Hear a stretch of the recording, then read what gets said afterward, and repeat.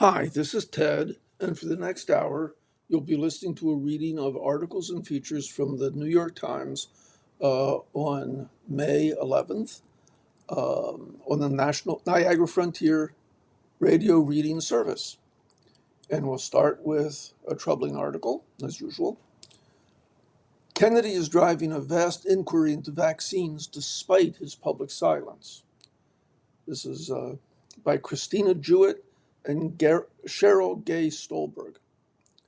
Health Secretary Robert Kennedy Jr. has said little publicly about vaccines in recent months, at the behest of a White House worried that his unpopular stance will hurt Republicans in November's midterm elections. But he has not abandoned his quest for evidence that they are unsafe. Working behind the scenes, Kennedy is spearheading an intense push across health agencies under his purview for government scientists and federal data contractors to examine his long-held theory that vaccines are helping to fuel an epidemic of chronic disease, according to multiple people familiar with the effort.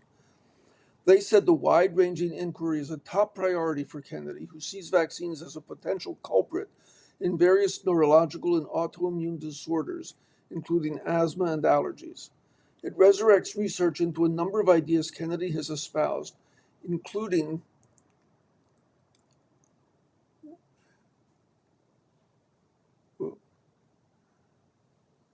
including whether vaccines are linked to autism and whether thimerosal, a preservative that has largely been removed from vaccines in the US but remains in some flu shots, is dangerous. The effort is being led by Martin Kulldorff, a biostatistician and vaccine safety expert who rose in prominence during the pandemic as a critic of COVID restrictions and vaccine mandates, and is now the health department's chief science and data officer. Career scientists at the Food and Drug Administration and the Centers for Disease Control and Prevention are conducting the research alongside contractors who provide statistical expertise and access to millions of patient medical records. The initiative was described to the New York Times by 6 people who were close to it, all of whom insisted on anonymity because it is not public. The work is raising alarms among some vaccine scholars and critics of Mr. Kennedy, who have long accused the Secretary of cherry-picking data and misinterpreting studies to claim that vaccines are unsafe and to limit their use. They fear Kennedy will use the findings to further erode confidence in vaccines, which the World Health Organization estimates saved 154 million lives over the past half century.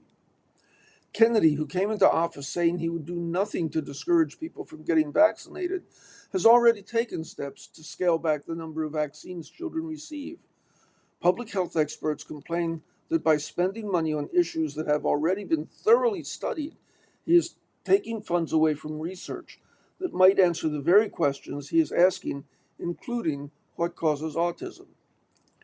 It just demonstrates that no matter what the general tone is about vaccines, whether we talk about them or not, the Secretary is going to continue to try and look at the data and analyze it in a way that will help support the conclusions that he's already made, said Dr. Daniel Jernigan, who oversaw vaccine safety at the CDC until he resigned in August. And that, to me, is a very real problem. Andrew Nixon, a spokesman for Kennedy, said in a statement that the effort reflected Trump's dedication to advancing gold standard vaccine research that will enable policymakers to better understand vaccine safety and efficacy and to assess how vaccine exposure, timing, and patterns affect health across the lifespan. Mr. Nixon said the work would inform vaccine recommendations, address critical gaps identified by scientific and medical organizations, including the Institute of Medicine, and strengthen public trust in public health. He said the initiative also involved the National Institutes of Health and universities. It remains unclear what the effort will cost and whether it is supplanting other routine government vaccine surveillance. As part of the new effort, Kennedy has tasked some government scientists with studying the health status of vaccinated children compared with those who were not vaccinated. Kennedy co-authored a book called Vax Unvax, Let the Science Speak, calling for such studies, which he believes will prove harm from vaccines. Researchers say that such comparison studies would be riddled with pitfalls. Vaccinated children are more likely to receive medical care than those who are unvaccinated, and are thus more likely to receive additional medical diagnoses that could be wrongly attributed to vaccines. Kennedy is also asking for the group to undertake new studies looking at the link between the vaccines and autism. The project is also looking at the question of harm from thimerosal, a mercury-based vaccine preservative, according to people close to the effort. The preservative has been thoroughly studied and found to be unrelated to autism, but Kennedy has remained concerned about it and has rescinded federal recommendations for flu vaccines that contain thimerosal. Through the CDC alone, the cost of the project is estimated at $40 million to $50 million, according to a person familiar with the matter. The new vaccine initiative is not the first time the Secretary has waged a behind the scenes effort to study vaccine safety. Last year, Kennedy faced significant pushback within federal agencies and from Congress when he deployed David Geyer, whose vaccine research is considered deeply flawed, to dig into vaccine safety data to explore some of the Secretary's longstanding concerns. Kennedy's team put pressure on CDC officials, including Dr. Jernigan, who delayed Mr. Geyer. When Kennedy ousted Susan Monarez, the agency's director, Dr. Jernigan and other CDC leaders quit. As health secretary, Kennedy has demonstrated an unorthodox view of what makes for reliable findings about vaccines. He dismissed a major vaccine study of 1.2 million Danish children over 24 years as a deceitful propaganda stunt for failing to highlight a subset of about 50 children who were more likely to have gotten Asperger's syndrome, a diagnosis previously applied to high-functioning people with autism after getting vaccines. In the language of vaccine science, such findings are considered a signal to be examined in more depth. Dr. Catherine Edwards, a Vanderbilt University expert in vaccinology, said she was concerned that selective attention to such signals could be used to further erode the confidence that people have in vaccine. Kennedy has also made hasty changes to vaccine policy, often with minimal scientific justification for decision making. Among these pivots was an overhaul in January of vaccine recommendations, reducing the number of immunizations for American children to 10 from 17. Though the plan was held up in court, Dr. Edwards said it portends a scenario where the findings of the current effort to get a big splash in the media or drive new policies before scientists can understand the reasoning. What they've done is also worrisome, she said, because there have been so many things that haven't been open and transparent. And if you remember the ballroom at the White House that was supposed to cost $200 million, that would be paid for by donors, and now there's a $1 billion proposal for taxpayers to spend it. Here's another article. Reflecting pool repairs to cost $13.1 million. Trump had promised 1.8. This is by David Farenthold and Luke Broadwater. President Trump said that his hand-picked contractor would charge only $1.8 million to repair the Lincoln Memorial reflecting pool and paint it blue. The actual cost is now more than 7 times that, after the Interior Department nearly doubled the size of the contract late last week, federal records show. On Friday, the Interior Department added $6.2 million to the contract's previous cost, saying it now planned to pay $13.1 million to a Virginia firm called Atlantic Industrial Coatings. Trump said he chose that company to repair the landmark because the firm had worked on the swimming pools at his golf club in Sterling, Virginia. The government awarded that firm a no-bid contract last month, bypassing the requirement to seek competing offers by saying that the situation was so urgent that any delay would cause serious injury to the government. The government has not publicly said what that injury would be. Instead, it has cited Trump's desire to get the work done before the country's 250th birthday on July 4th. Public contracting records do not say why the contract's cost increased so sharply on Friday. Katie Martin, a spokeswoman for the Interior Department, said that the higher price reflects the effort necessary to expedite the timeline of completing the leak prevention coating project. more people, more materials, more equipment, and longer hours ahead of Act 250th. Atlantic Industrial Coatings did not respond to questions about the increase, but government documents obtained by the New York Times show that the contract's current value matches down to the dollar an offer submitted to the government by Atlantic Industrial Coatings in the middle of last month. That offer included a 20% profit margin, the documents show. Competitive bidding laws aim to ensure that the government is getting a fair price from its vendors. The contractor was hired to repair leaking joints between the pool's concrete slabs, waterproof the pool's bottom, and painted a shade called American Flag Blue. The pool has also been troubled for decades by leaks and algae blooms that turn its water green. On Monday, a nonprofit dedicated to landscape architecture filed a lawsuit in U.S. District Court in Washington seeking to halt the paint job. The Cultural Landscape Foundation said that the Trump administration had ignored a law requiring advanced scrutiny of projects that alter historic landmarks. The foundation, based in Washington, said in its lawsuit that every day that the resurfacing continues, the historic character of the reflecting pool is being further and fundamentally altered. And here's some news about the ballroom. Senate GOP stands by security money for Trump's ballroom, by Carl Hulse. Senate Republicans on Monday defended their plan to include $1 billion for security funding for Trump's ballroom project as they prepared to take up a politically charged budget bill that faces stiff opposition from Democrats. Returning to the Capitol for the first time since the components of the spending plan were made public, top Republicans said the security money was necessary given the threats to the president and claimed that none of it would be used for the ballroom itself. The president has said private donations will pay for the ballroom, which he has estimated to cost $400 million, though some Republicans want tax dollars to go to that as well.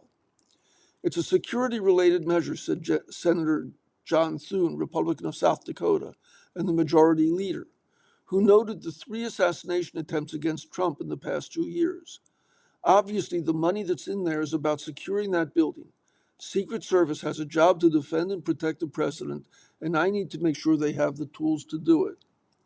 Senator Charles Grassley, the Ohio Republican who chairs the Judiciary Committee, said events such as the forthcoming World Cup and the attempted attack at a recent gala for White House journalists demonstrated the need for enhanced security.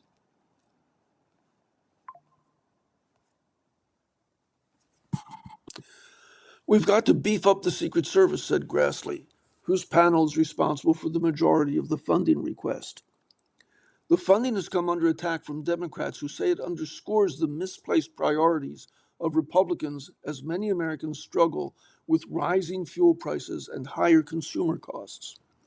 Their billion-dollar bill has $0 to help Americans deal with groceries and gas prices going up, $0 to bring down America's health care, housing, and electricity bills, Senator Chuck Schumer of New York, the Democratic minority leader, said on the Senate floor on Monday.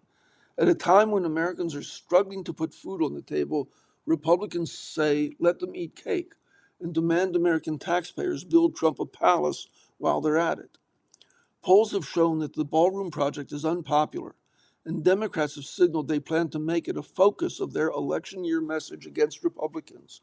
In a letter to Democratic colleagues, Mr. Schumer referred to the GOP majority as ballroom Republicans, as he promised to force vote after vote to put them on the record about what he called Trump's gaudy ballroom. The $71.7 billion measure also would provide money for immigration and customs enforcement and customs and border protection for the remainder of Trump's term, after Senate Democrats refused to support any spending for those agencies without changes to how immigration officers operate. Republicans are employing a special budget process that can skirt a filibuster to overcome the united Democratic opposition. Republicans want to pass it through the House and Senate before June 1st. Mr. Thune said Republicans have invited the head of the Secret Service, Sean Curran, to a private party luncheon in the Capitol on Tuesday to share more information about how the money would be used. Some Republicans have raised questions about the rationale for the funding. Senator Susan Collins, the Maine Republican who's in a tougher election fight, told reporters, "I will be following it very closely to see what the justification is for increased security at the White House. There is, I believe, a plan for a bunker to be built underneath the ballroom, and that may make sense," she said, adding that she believed the ballroom itself should not be built with federal funds. Other Republicans, including Senator Lindsey Graham, the South Carolina Republican who chairs the Budget Committee, have called for Congress to approve federal money for the ballroom project. Republican leaders had pushed to keep the budget measure tightly focused on the immigration enforcement spending in order to make it easier to pass quickly, particularly given the tight vote margin in the House, and the inclusion of the White House money came as something of a surprise. But Mr. Thune said he did not think it would spur a demand to open the legislation to other proposals. And you're listening to a reading of articles and features from the New York Times on the Niagara Frontier radio reading service. Democrats criticized the spending plan as outrageous. They noted that Republicans were being forced to try to fund the immigration crackdown outside of regular spending channels because the administration would not come to terms with Democrats on proposals such as banning ICE officers from masking their faces. ICE continues to argue it is the only police force in America that should be masked, and the American people shouldn't be able to identify who these ICE agents are, said Senator Richard Durbin of Illinois. I think that's reprehensible.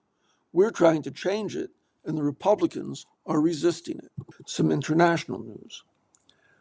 Putin said the war is coming to a close, but that's not all he said.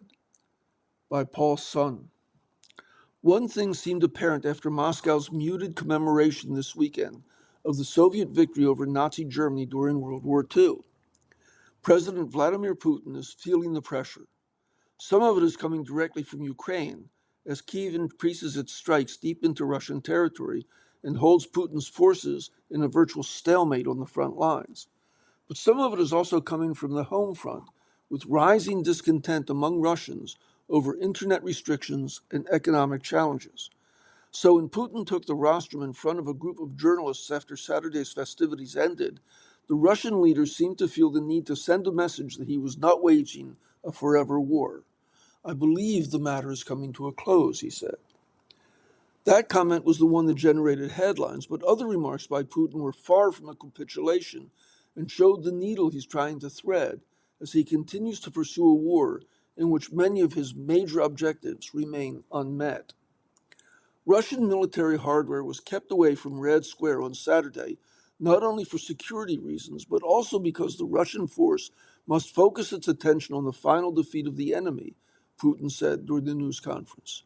He also railed against Western elites for disregarding Moscow's interests, for what he called provoking the conflict in the first place, and for mistakenly expecting Russia's collapse. He gave no indication that he would modify his demands with a view toward ending the war.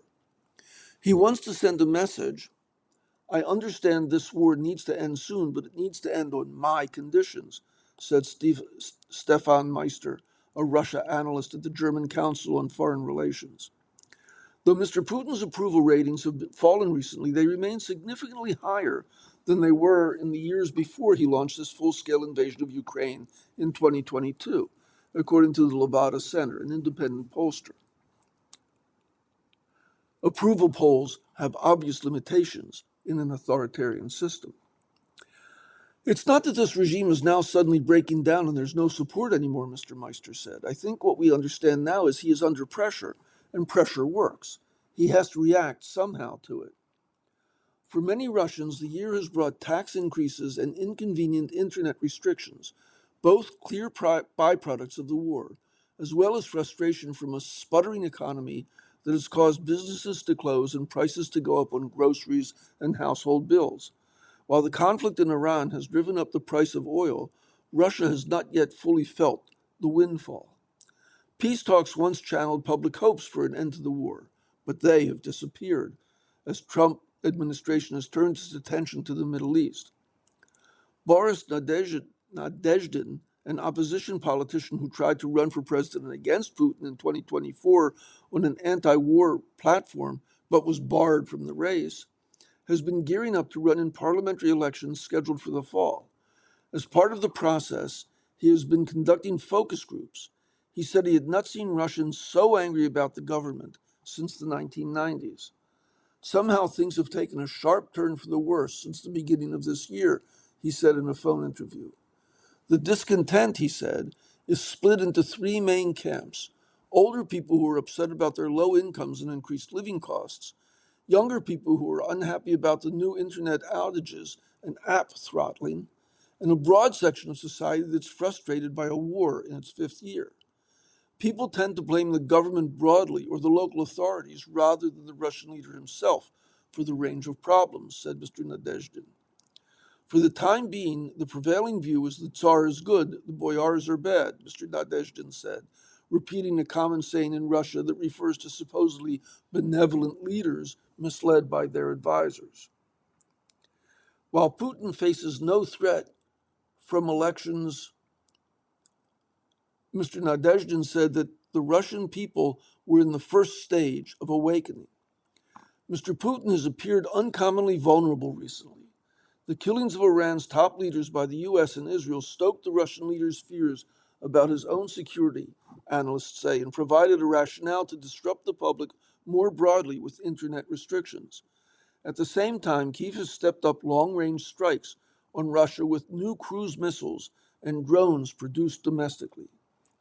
The run-up to Saturday's Victory Day parade was dominated by a frenzy of speculation that Ukraine could attack the festivities, perhaps with drones guided by the mobile internet. That led to intense security measures and stark threats from Russia about launching a devastating counterattack. Ahead of the events, an emboldened President Volodymyr Zelensky of Ukraine issued a tongue-in-cheek proclamation permitting the parade and avowing not to strike Red Square. The Kremlin said it did not need anyone's permission to hold the event. Here's something a little bit lighter, unless you're really into bagels and pizza, I guess. Will a ban on this flour change New York bagels and pizza? By Julia Moskin. The recipe for Utopia Bagels has remained unchanged since the popular bakery opened in Queens in 1981. Louie and Ernie's Pizza in the Bronx has used the same ingredients in its slice for nearly as long. But if lawmakers in Albany prevail, these bakers and thousands of others in New York State will have to stop using a key component, bromated flour, potentially raising costs and changing the character of their breads, bagels, and pizza crusts. Last month, by a wide margin, legislators passed the Food Safety and Chemical Disclosure Act, which bans potassium bromate, along with propylparaben and red dye number 3 from any food sold in the state. The bill now goes to Governor Kathy Hochul. A spokeswoman only said that the governor will review it. Used by an estimated 80 to 90% of commercial bakeries in the state, bromated flour makes dough springier, stretchier, and more consistent. Sam Silverman, a New York bagel evangelist who runs tours, classes, and an annual gathering called Bagel Fest, said that after bromated flour became widely used in the 1940s, it helped to create the signature modern New York bagel, tall and fluffy with significant chew. In pizza, it produces an airy crust with enough structure to hold sauce and cheese and enough pliability to be folded in half. Readers comment, if that's what you want to do with a pizza. Everyone wants that Saturday Night Fever slice, said Tori Tiso, the owner of Tori T's Pizzeria in Malvern, New York. But since the 1980s, when studies first linked potassium bromate to thyroid and kidney cancers in rats, it has gradually been removed from the food supply in most of the world. It's banned in China, Canada, India, the European Union, and many other countries. Starting next January, it will be illegal in California as part of the so-called Skittles ban signed into law by Governor Gavin Newsom in 2023. Frank Scavio, a Brooklyn native who co-owns 5 Paisan pizza shops in the Albany area, has mounted a campaign to carve out an exception for bromated flour. If we're going to change something New York is famous for, we should be sure there's a good reason for it, he said, pointing out that the carbonized flour in a well-charred pizza crust and the alcohol in vodka sauce can be considered carcinogenic. For customers, the most likely outcome of the ban will be higher prices, as many bakers have to switch to more expensive flours and hire more skilled labor to produce the same results. Potassium bromate is just one of many chemical dough improvers that have been routinely added to commercial white flour since the 1940s. All are meant to take the guesswork, some call it skill, out of baking bread. It accommodates for less knowledgeable staff and ensures consistency, which is the hardest thing for any bakery to pull off, said Mark Bello, the owner of Pizza School in New York City, who teaches both amateurs and professionals. When you go to a particular slice shop, you want your pizza to be the same, to remind you of why you went there in the first place. The proposed, and maybe because it's dinner time, I'll also read another food article here. This is called The Best Veggie Burgers by Antara Sinha. In 1998, to appeal to India's sizable vegetarian population, McDonald's launched the McAloo Tikki Burger, a crispy golden spiced potato and peas patty slathered in tomato mayonnaise on menus across the country. In a nation where burgers weren't synonymous with beef, the worldwide authority on the iconic food decided that anything sandwiched between two buns could be a burger. Planks of fried paneer, steamed cheese and herbs, breaded rounds of corn and cheese. During the same era in the US, veggie burger was likely to conjure images of bland, gray, mystery discs, and that's understandable. But if you cruise the supermarket freezer aisles today, you'll see that the state of the veggie burger has become much more rich and varied. Among the rubbery pucks you used to nuke in your dorm room microwave, you'll find patties studded with carrots and plump edamame, imitation meat that could fool lifelong carnivores, and even a McAloo Tikki burger approximation. We tested 25 veggie burgers to find the most savory, satisfying, and interesting patties out there. While we had to power through many veggie burgers that were bland and tough, we discovered 10 that are thoroughly enjoyable between two buns, but also plated on a salad, tucked into a pita, or eaten out of hand when the craving strikes. So we start with Dr. Prager's California Veggie Burgers. Dr. Prager's is a 90s legacy brand that still dominates the freezer aisle with an array of veggie burgers in an impressive variety of flavors and styles. Its popular California Veggie Burger is one of our favorites. Speckled with shredded carrots, plump edamame beans, and plenty of other vegetables, the vividly verdant patty lives up to its name. But it was the patty's texture that won us over. When heated on the stove, the cornmeal-crusted burgers were as crisp as a croquette, with a creamy interior and noticeable vegetable chunks. Some panelists compared it to a falafel.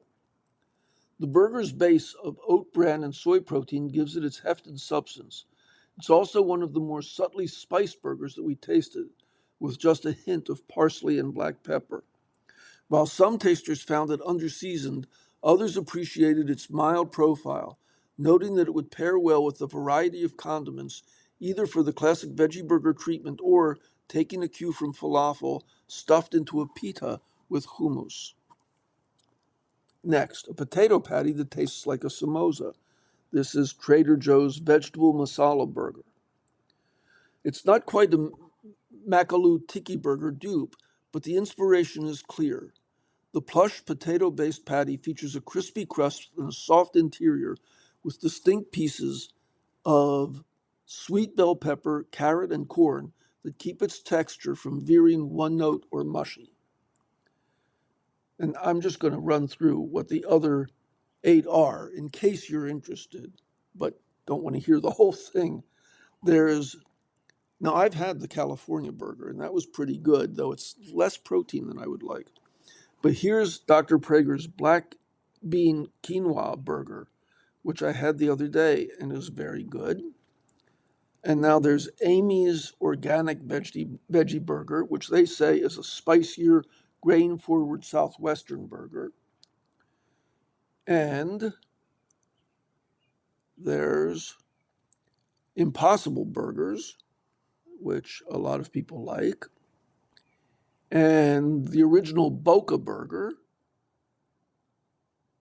and another Trader Joe Quinoa Cowboy Veggie Burger, which they call a crispy, savory, snackable patty, and original veggie Bubba Burger, a vegetable forward, budget friendly pick, they say. And it says, compared with other picks, Bubba Burger original veggie patties have an especially homemade feel and an appealing irregular shape. And on the inside, you'll find large, prominent pieces of vegetables, including beans, broccoli, peas, carrots, potatoes, celery, and even some apples in the mix. This makes for an especially wholesome burger that multiple tasters said felt nostalgic. Interesting. And then there's another Dr. Prager's Super Greens, a weeknight friendly frozen veggie shortcut. I've had that. It's good. It's a lot of vegetables in there. And then there's Jack and Annie's Classic Burgers, a thin stackable burger made with jackfruit, if that's your cup of tea. Anyhow, I'm getting ready for dinner, so that didn't help a lot. You're listening to a reading of articles and features from the New York Times on the Niagara Frontier Radio Reading Service. And now we'll move on to some editorials. Here's one by Gary Cernovitz, writing from New Orleans, and it's called Bill Cassidy Sold His Soul to the Devil, and He Didn't Get Anything for It. On Saturday, we'll get some data on how yet another Trump tragedy will end. Recent polls put Bill Cassidy, the senator from Louisiana, in third place heading into the first round of the Republican primary here. It's his first competitive race in a dozen years and the culmination of a zigzag of events that had him standing up to President Trump, kissing up to Trump, being tossed aside by Trump, gaining no political advantage in any direction along the way, and undermining not just his positions as a politician, but also, in what makes this tragedy more raw than most, his greatest accomplishments as a physician. Mr. Cassidy may advance to a runoff in June, but few give him any chance of winning it. As James Carville summed up the events to me, Bill Cassidy sold his soul to the devil, and he didn't get anything for it.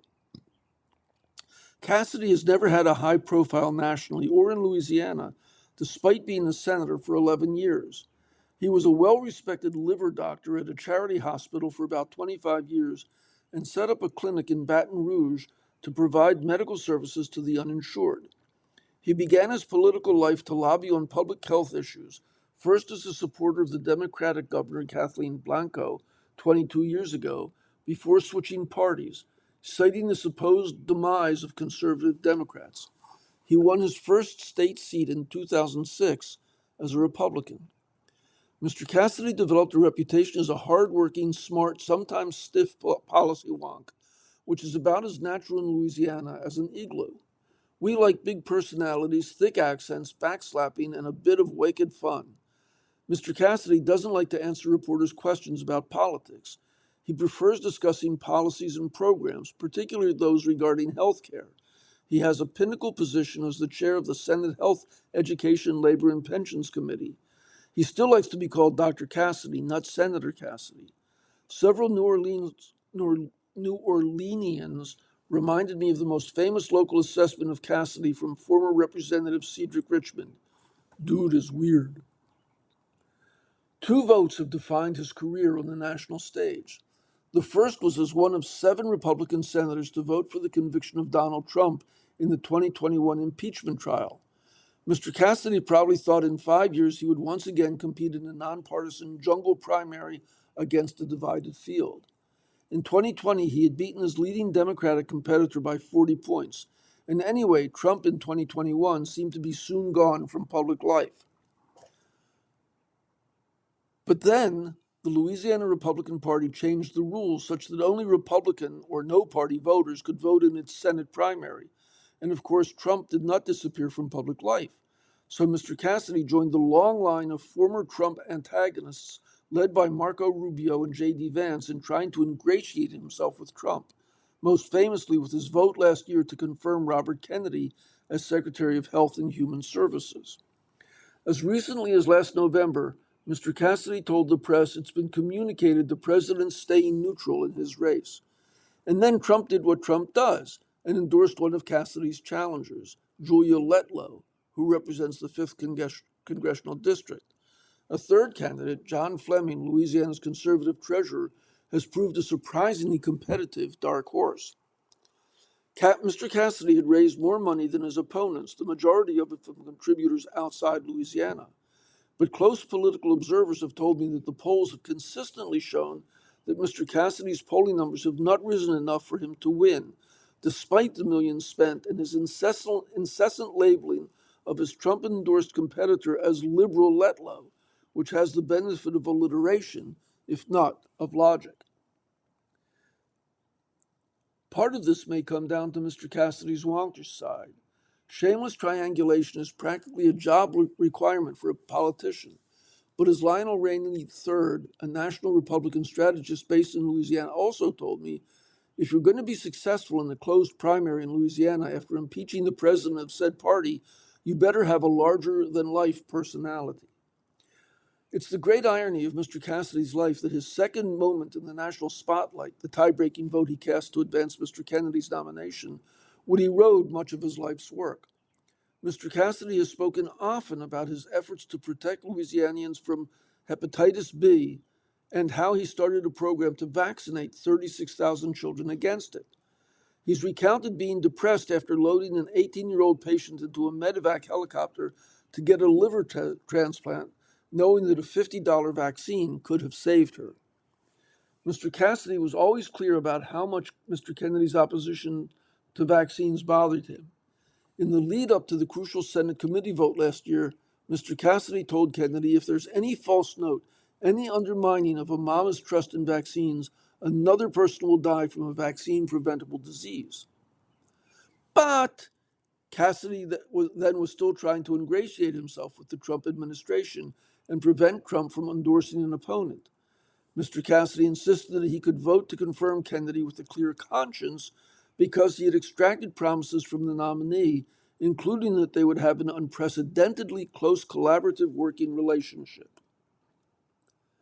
Kennedy quickly broke those agreements. There's a surprise. He assembled what Mr. Cassidy calls a totally discredited advisory panel of vaccine critics who voted to remove the recommendation for a hepatitis B vaccine, the vaccine that played such a large role in Mr. Kennedy's medical career at birth. The Center for Disease Control and Prevention website still includes an information page with the headline, "Vaccines do not cause autism," but it's accompanied by a note that says the only reason the headline has not been removed is that a certain senator won't allow it. The rest of the webpage is filled with what the American Medical Association called misleading claims linking vaccines to autism. Mr. Kennedy's allies in the Maha PAC pledged $1 billion in support of Ms. Letlow. In response, Mr. Cassidy has reiterated that vaccines are safe and effective and do not cause autism. He stalled to death the nomination of Casey Means as Surgeon General. But Mr. Kennedy's campaign against vaccines has surely not ended, as we read before, and has definitely not ended because of Mr. Cassidy. In February, when the Dispatch asked Mr. Cassidy if he regretted his vote for Kennedy, he answered, "What do my emotions matter? It doesn't matter." Mr. Cassidy sounded like a seasoned gambler who knows you can't win them all, and we don't want our politicians to win them all. At points, they should subordinate their opinions and even their expertise to political realities. That's how Republican government works.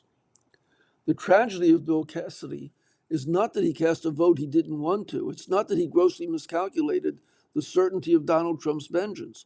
The tragedy of Bill Cassidy is that he's as close as we have to the nation's most powerful doctor, and the point he was willing to compromise on, the point at which many looked to him to first do no harm, gave him no political benefit at all.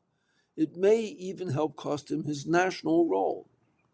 Even if he loses, Mr. Cassidy will have the rest of his life to use his compromised voice in public and for a few months as a leader in the Senate. The nation is ever more confused by battling medical advice of all types. It needs a ferocious champion of vaccines.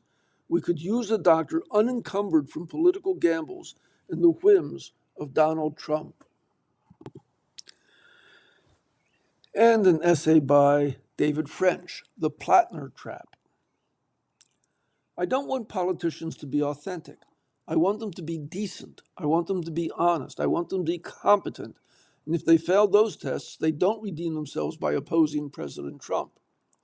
If you're a conservative watching Democrats talk themselves into supporting Graham Plattner, and the main Democrat who until recently wore what sure looked like a Totenkopf tattoo, that's a Nazi death's head tattoo, he covered it up after it became a political embarrassment, is to experience deja vu.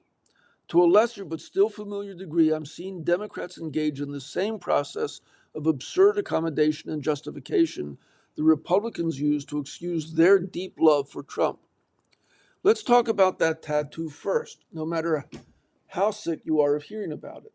For those who are not familiar with the Totenkopf, it's the death's head insignia of the SS Totenkampfverbände, one of the three key branches of Hitler's Waffen-SS, the armed backbone of the Nazi regime. And the SS Totenkampfverbände arguably was the worst of the SS. Its members were, among other duties, concentration camp guards, the people who were responsible for order in the industrial killing machines of Nazi Germany. Plattner has claimed that he didn't know what the tattoo meant and that it was the result of a drunken mistake he made when he was in the Marines. If you believe this, and obviously I don't, he then, by his own account, carried a death's head tattoo on his body for almost 20 years, apparently without the slightest curiosity as to what it was, though there are reports which he disputes that he called his tattoo My Totenkopf in 2012. After news of the tattoo surfaced, Genevieve MacDonald, who had recently resigned as Plattner's political director, questioned whether he truly didn't know what the symbol signified. He's not an idiot, she wrote. He's a military history buff. Plattner also has a long history of internet trolling. He declared himself a communist. He said that all cops are bastards. He affirmed the belief that white people are actually racist and stupid. He repeatedly called people online retarded. Speaking about women who were concerned about sexual assault, he wrote, "Rape is a real thing. If you're so worried about it to buy Kevlar underwear, you'd think you might not get blacked out, effed up around people you aren't comfortable with." He's agreed with the idea that black people don't tip, adding his own 2 cents. It always amazes me how solid this stereotype is. He once called war the most enjoyable experience of my life, and even commented that a Marine who was punished for urinating on dead Taliban made a poor choice, but only because of the current state of media affairs. Plattner has acknowledged that these posts were wrong and deleted them. As I said, he's covered up the tattoo as well. He blames his comments on a difficult period in his life that began after his repeated tours of duty in Afghanistan and Iraq. And I certainly understand how a deployment, much less repeated deployments, can be a traumatic, life-altering event. Lots of Democrats are willing to forgive and overlook all of this. He held a polling lead in the Maine Democratic primary before his opponent, Governor Janet Mills of Maine, dropped out. And Plattner has secured the endorsement and approval of a number of leading Democrats, including Senators Bernie Sanders and Elizabeth Warren. But that difficult period apparently wasn't over in 2020, which is when he agreed that white people were racist and stupid. And it was still going strong in 2021 when he called himself a communist. He didn't delete his posts or cover up his tattoo until he decided to run for office. That's hardly the record of a penitent man. Let's be charitable for a moment. I believe in redemption and forgiveness. A person can absolutely go through an extended period of darkness and despair before finding his or her way out. I don't think that we should define people by their worst moments. At the same time, however, I don't want to put people in the U.S. Senate who recently struggled and who recently sported an SS tattoo. And I definitely don't want to do it because the base is angry and the base wants nothing more than a fighter to take on the hated political foe. I know exactly where this process leads. For the past 10 years and counting, I've had a front row seat at the festival of rationalization that's turned the Republican Party into a Trump cult of personality. The slide begins when you tell yourself that the stakes are just too high for normal politics. Of course, I wouldn't support this candidate in better times, but now? American democracy is at stake. Millions of Republicans justified their votes for Trump in precisely those apocalyptic terms. To quote an influential essay by Michael Anton, a right-wing author and a former official in Trump's State Department, 2016 is the Flight 93 election. Charge the cockpit or you die. If history teaches us anything, it's that difficult times call for politicians to demonstrate a higher degree of character. Character is never a luxury, but it becomes an urgent necessity in the face of conflict and adversity. Quick pause, you're listening to a reading of articles and features from the New York Times on the Niagara Frontier Radio Reading Service. But still, you might think, if push comes to shove, isn't it necessary to support the lesser evil? There are two problems with this argument, however, one that's obvious and the other that's more subtle and insidious. First, the obvious problem. The lesser evil is still evil. You're still compromising your standards. You're still empowering someone you'd never ordinarily support. If a person with an identical profile applied to be your manager at work, would you be comfortable hiring him? And if you'd have qualms putting such a man in charge of your team at work, why is it appropriate to put him in the U.S. Senate? We should not minimize the gravity of the position by thinking of him as merely a vote against Trump. A central problem of our time is diminished legislative branch, and we diminish it even more if we hold Senate candidates to lower standards than we'd apply to virtually any other workplace.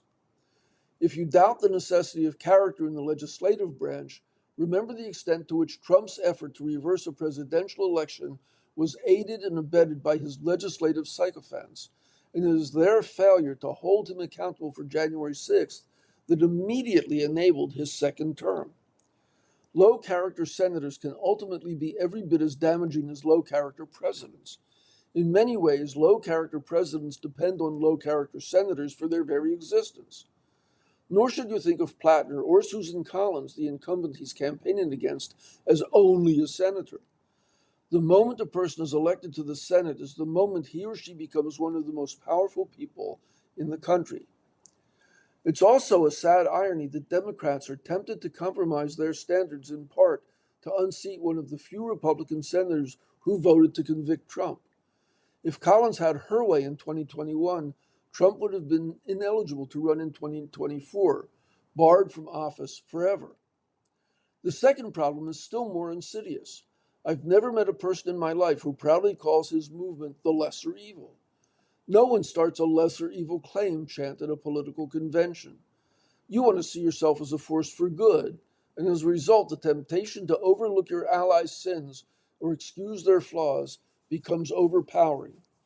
In fact, if we can redefine aggression as courage and instability as authenticity, then voila, vice becomes a virtue. The only thing it costs you is your integrity. You twist yourself into knots, finding ways to impose standards on your opponents while defending your allies for the same conduct. The exact wrong answer to a Republican Party that's flirting with fascism is a man who chose to put vile Nazi imagery on his own body and kept it there for years. But there's something even worse that happens. I've seen it with my own eyes. When Trump first won in November 2016, I watched friends and neighbors transform. They weren't holding their noses any longer. They weren't embarrassed by their votes. He was the victor, the man who vanquished Hillary Clinton. If your compromise candidate wins, especially in an upset, he or she forms an immediate emotional bond with his or her victorious constituents. You're relieved, you're grateful, and you might even feel a tiny bit of personal gratification. See, I was right all along. As a result, the aberration becomes the model. The good people like John McCain and Mitt Romney lost to the Democrats, but Trump won. We need more people like Trump. And if Plattner beats Collins, especially after Collins has vanquished so many more respectable Maine Democrats, then the call will go out, where can we find more Plattners? I know there are readers who will object strongly to this analysis. We're not Republicans, you'll argue. We're not as vulnerable to demagogues, and maybe you're right. Maybe you do have a stronger commitment to character and integrity than Republicans. After all, you didn't nominate a man like Trump, right? But how strong is that Democratic commitment? The Democrats and the country just endured an electoral catastrophe in part because a prideful president and a phalanx of his advisors concealed the true extent of his mental and physical decline. Suffice to say, the list of recent Democratic political scandals is deeply depressing. One doesn't have to excuse an ounce of Trump's misconduct to say that the Democratic Party hasn't exactly covered itself in glory during these dark political days. This is the wrong time to add a fresh compromise to a list that's already much too long. Humility is a necessary aspect of character, and a key aspect of humility is to not think too highly of your own integrity and capacity to resist temptation. The humble person doesn't look at his fallen or flawed friends and neighbors and say, "That could never be me." Instead, the truly humble person says, "There, but for the grace of God, go I." And finally, This Is Why You're Drowning in Busy Work by Carl Benedict Fry. My wife and I recently found a rat in our garden. Normally, I would have called in an exterminator, but instead I turned to ChatGPT, which suggested I set up a cage trap baited with meat. I did and felt a small surge of satisfaction, the satisfaction of handling something yourself without paying a professional and without waiting for one to show up. It didn't work. The rat ignored the trap. The lived experience of an Oxford academic does not usually generalize well, but I know I'm not the only one who has recently become my own exterminator, repairman, or accountant. Roughly 1 in 4 Americans used artificial intelligence to help file their taxes. A study of 1.1 million ChatGPT conversations found that nearly 3/4 of messages were not work-related. People turn to ChatGPT most frequently for practical guidance on health, household repairs, financial decisions, and other matters a professional might once have weighed in on or handled. We've been told that AI will take people's jobs. What no one mentions is that many of those jobs are landing on us. The AI revolution involves a massive transfer of labor, not from worker to machine, but from worker to consumer. The ability to do everything ourselves may be satisfying, but it can gradually overload us with busy work without our noticing. Tasks that we used to delegate will still be done. They will simply move out of the workforce and into the household as new forms of invisible, unpaid labor. The movement towards self-service is one of the most powerful and least appreciated forces in the history of work. Consider the washing machine. In many 19th century cities, laundering was a major urban service occupation and was a major urban service occupation and one of the hardest. The work meant handling water, chopping fuel, boiling linens and lye, scrubbing each garment by hand against a washboard, wringing, drying, starching, and ironing with heavy flat irons heated on a stove. It consumed the better part of a week. Laundresses worked everywhere. Even families who did their own cooking and sewing paid someone else to wash their clothes. In the 1880s, when black laundresses in Atlanta organized a strike, linen piled up and the city ground to a halt. The washing machine, together with the infrastructure that made it possible, running water, electricity, synthetic detergents, gradually ended this world, but it did not end the work. Customers bought machines and did the laundering themselves. The laundress was displaced by former clients. The historian Ruth Schwartz Cohen documented a further irony. The housewife ended up doing more household work more frequently at higher standards, unpaid. Men stopped wearing detachable collars and cuffs, which meant entire shirts had to be laundered. Children's clothes were changed daily rather than weekly. The laundress lost her job. The housewife gained a chore. That pattern has been repeating ever since. Self-checkout makes scanning and bagging the shopper's job. The internet gives travelers direct access to the flight schedules and hotel reviews that agents once controlled. Online brokerages put a trading terminal in every pocket, and the smartphone replaced the bank teller with you. We're used to being our own checkout assistants, travel agents, and tellers. Handling these tasks ourselves often makes our lives more efficient. But AI is now extending the chore economy into territory that once required years of training, such as law and medicine. As of January, more than 40 million people worldwide were using ChatGPT daily for health questions, from symptoms to decoding bills and fighting insurers. There are tangible benefits. One man said his family used Claude to cut a hospital bill from $195,000 to under $33,000 by identifying duplicative charges and coding errors. A chatbot gave them accounting services they may not have had access to otherwise. When the washing machine became cheap enough for the middle class, it was a democratizing force. Millions of families gained access to clean clothes on a regular schedule. The same is true today. However, self-service does not automatically reproduce a professional's judgment. The billing specialist notices the code the patient didn't think to question. The accountant points out the deduction the taxpayer didn't know existed.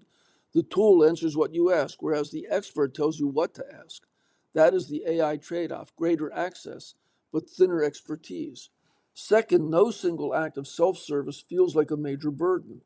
We notice the accountant's fee we didn't pay. We rarely notice the evenings we spent doing her job. There's a name for this, opportunity cost neglect, the well-documented tendency to overlook the value of what we give up when the cost is time rather than money. As more consumers turn to AI, professionals may become harder to find. It's harder to find a staffed checkout lane or a bank branch with a teller. When the work shifts to the consumer, it disappears from the labor statistics. A company can replace an employee with a machine or hand the task to the customer. In both cases, a paid job has disappeared. If you do the work at home, no one is measuring your hours. That's why the digital revolution improves labor productivity and boosts corporate profits, but leaves people feeling overburdened. The laundress disappeared from the statistics long before she disappeared from memory. Many more trades and professions are on the verge of the same shift. The AI revolution may not have taken your job yet, but it has already put you to work. And you've been listening to a reading of articles and features from the Monday, May, whatever today is, 11th New York Times on the Niagara Frontier Radio Reading Service. This is Ted. I hope you enjoyed it, and I'll talk to you next week. Bye.